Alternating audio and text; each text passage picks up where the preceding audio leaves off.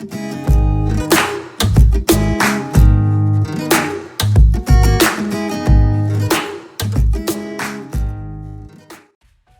les amis et bienvenue à cette nouvelle session d'analyse technique où nous allons rapidement, en 10 minutes, voir tous nos plans qu'on a eu à établir depuis le lundi et voir comment tout se passe sur ces différents actifs financiers.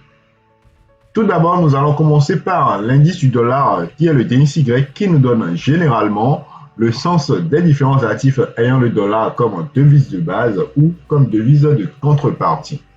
Alors, le lundi, qu'est-ce qu'on a vu sur l'indice du dollar? Le lundi, on a pratiquement vu l'indice du dollar au milieu du range, ce qui n'a pas changé. Donc, on a fait des allers-retours depuis le lundi. Donc, ici, je suis sur le graphique daily. Donc, comme vous pouvez le voir, le lundi, on a eu une bougie verte. Donc, celle-ci, après, nous avons eu la journée d'hier qui s'est fermée en rouge. Et actuellement, on est en train de passer vers. Donc, sur le DXY, on est toujours au milieu de notre range. Donc, pas de trade à prendre au milieu du range. Il va falloir attendre dans les jours à venir, voir si le range, si les prix vont casser notre range par le haut ou par le bas, afin de savoir comment est-ce que nous allons agir. Donc, comme vous le savez déjà, si le DXY est toujours au milieu du range, EURUSD sera également au milieu du range puisque les deux actifs sont corrélés négativement. Je pars donc sur le graphique de l'euro-USD et nous allons rapidement voir ce qui se passe également sur l'euro-USD.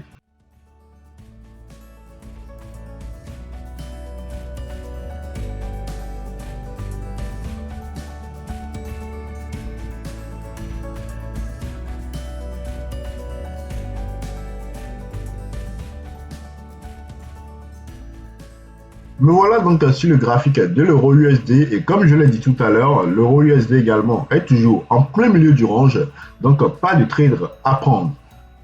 On peut peut-être tracer une droite de tendance baissière qui passe par les sommets.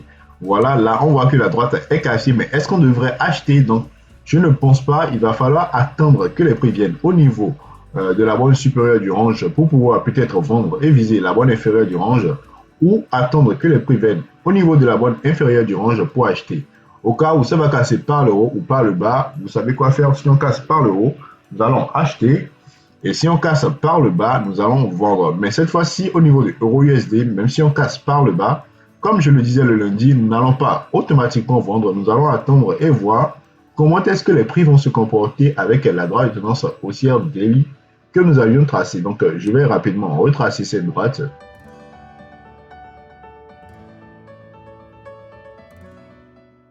Voilà, il s'agit donc de cette droite de tendance haussière. Donc, si jamais les prix arrivaient à franchir cette zone, je vais afficher les zones que j'ai tracées. En H4, je vais les afficher en daily pour que vous puissiez voir.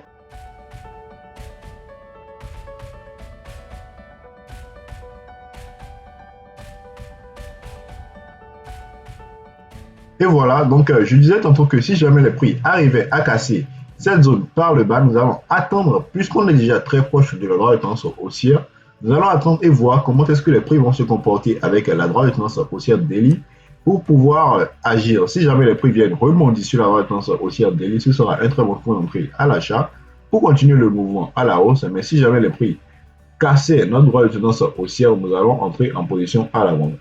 Toutefois, vous aurez les mises à jour au fur et à mesure que les scénarios vont se déclencher.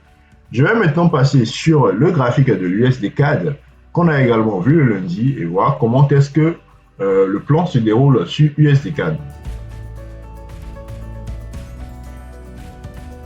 Voilà donc sur le graphique de l'USD CAD et comme on le remarque très bien, les prix sont toujours au même niveau que le lundi. Donc on est toujours en train de travailler notre droite de tendance haussière. Rien n'est encore fait, on est toujours à ce niveau-ci. Il va falloir vraiment patienter et voir comment est-ce que les prix vont se comporter dans cette zone. Si jamais on arrivait à casser par le haut notre droite de tendance baissière qu'on a tracé représentant le canal descendant sur USD CAD en daily bien sûr, nous allons attendre que les prix cassent également cette zone de résistance qu'on a délimitée pour prendre un trade à l'achat. Pourquoi? Parce que si jamais on cassait la droite de tendance baissière verte qu'on a tracée là, les prix pouvaient rapidement monter et aller toucher cette zone de résistance et se retourner encore. Or, si nous attendons que les prix cassent en fait cette zone de résistance, ce serait beaucoup plus sécurisé pour nous de prendre ce trade et de laisser courir pendant plusieurs jours, voire plusieurs semaines. Au cas où les prix vont franchir à la baisse cette droite, donc je pars en weekly et vous allez voir. Donc je disais tantôt qu'au cas où les prix vont franchir à la baisse ce niveau-ci, nous allons peut-être entrer en position à la vente, sans oublier cette zone qui pourrait servir de support pour le prix. Donc je vais délimiter cela. Voilà. Donc si jamais cette semaine on ferme en rouge également, on pourrait vendre pour rapidement aller chercher cette zone. Et c'est uniquement lorsque cette zone sera franchie par le bas que nous allons dire que les prix vont vraiment descendre et peut-être aller chercher le plus bas à ce niveau-ci. Voilà donc le plan sur USD-CAD mise à jour.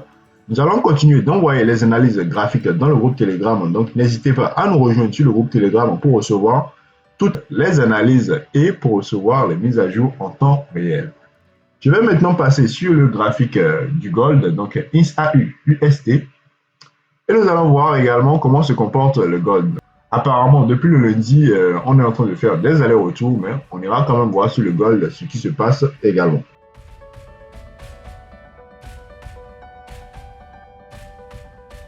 Ok, sur le gold, là actuellement je suis sur le graphique H4. Et qu'est-ce qu'on remarque? On remarque que notre triangle symétrique qu'on a tracé le lundi a été cassé par le bas. Bon, ça, je l'ai vu hier. J'ai envoyé l'analyse dans le groupe Telegram. Donc, si vous êtes dans le groupe Telegram, c'est tellement que vous aviez reçu l'analyse également. Actuellement, qu'est-ce qui se passe? On a eu un pullback sur la bande inférieure de notre triangle symétrique. Donc, qu'est-ce qu'on va prévoir sur le gold? Actuellement, c'est peut-être une descente des prix jusque dans cette zone, donc entre 1860 et 1875. Donc, actuellement sur le gold, vous avez la possibilité de prendre un trade à la vente en mettant votre stop loss peut-être au niveau de ce sommet-ci et mettre votre TP à ce niveau-ci. C'est vrai, le ratio risk-reward n'est pas vraiment magnifique parce que c'est pratiquement du 1 pour 1. Mais si vous avez la possibilité de prendre ce trade, c'est faisable. Vous allez juste entrer en position à la vente à ce niveau-ci et mettre votre take profit dans cette zone. Alors, au cas où vous n'allez pas vouloir prendre ce trade, je vous conseillerais peut-être d'attendre que les prix viennent au niveau de cette zone de support pour pouvoir prendre un trade à l'achat. Moi, personnellement, je préfère acheter le gold. Pourquoi? Parce que, étant donné que le gold est une valeur refuge, c'est toujours mieux de prendre le gold en achat. Voilà donc le plan sur le gold. Donc, vous pouvez déjà commencer par vendre le gold et mettre votre TP dans cette zone ou carrément vous allez attendre que le gold vienne dans cette zone pour l'acheter et viser de nouveaux sommets. Donc, comme toujours, vous allez recevoir les mises à jour dans le groupe Telegram. Donc, je vais envoyer le graphique dans le groupe Telegram et vous dire comment est-ce que vous allez pouvoir procéder. Je vais maintenant rapidement passer sur le graphique du Bitcoin qu'on a vu le lundi et voir comment est-ce que les prix se comportent sur les crypto-monnaies.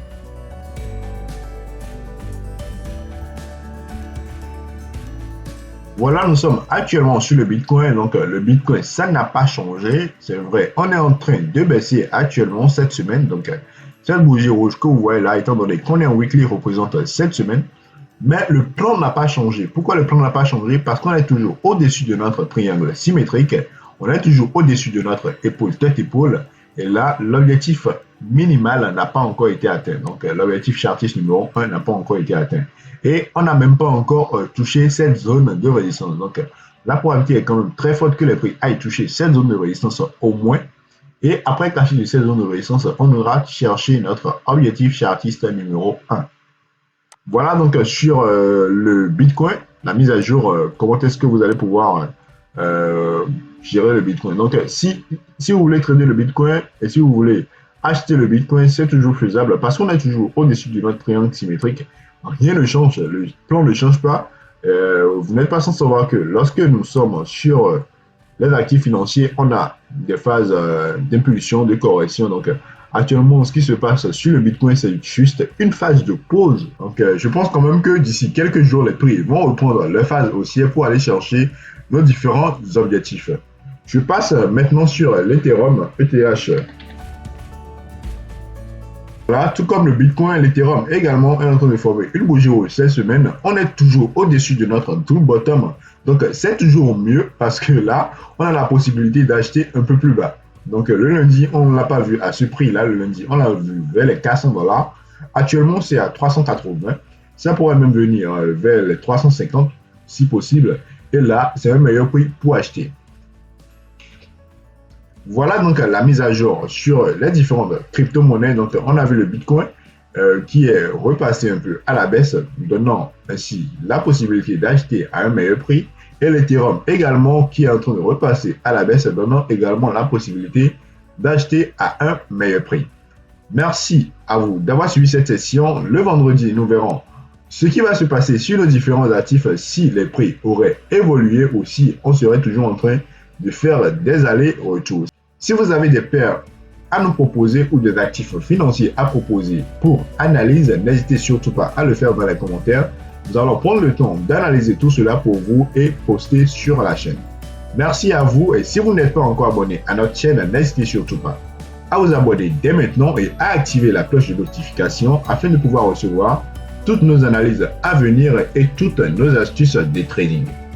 Rendez-vous le vendredi pour une nouvelle séance d'analyse technique. Et déjà, rejoignez le groupe Telegram pour recevoir toutes ces analyses en graphique, donc en images, et pouvoir les exploiter très bien.